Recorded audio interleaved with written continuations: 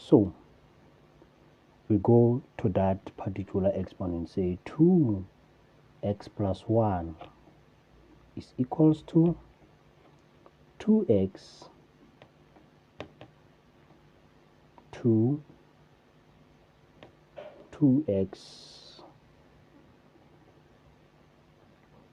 2x and then 1 is equals to 2x.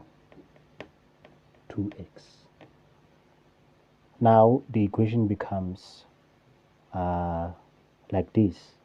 So we say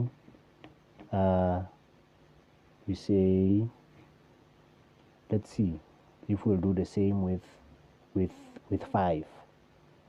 We'll do the same with 5x and 5x minus 1. Okay, let's go to the we'll see that. Let's try some integer to find the values of x and check the solution. 2x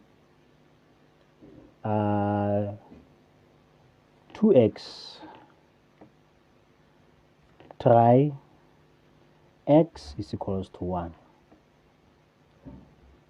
Substitute x 1 into the equation. Now it's going to be 2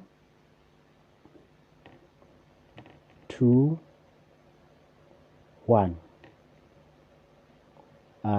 is equals to, no, not is equals to, minus 3 1 is equals to 5 1 minus 1. So 4 minus 3 is equals to 5 minus 3 is equals to 1, and 5 0 is equals to 1. So this works. So it means x is equals to 1 is a solution. So let's check other solutions. To check if there are any other solutions, let's consider how each term behaves for other values of x. 2x plus 1 grows exponentially as x increases, and then 3x also grows exponentially but at a different rate. 5x minus 1 grows exponentially but its base is larger than of 3 or 2. Given the exponent's growth rates of this function, the equation balances only x is equals to 1 for higher values of x.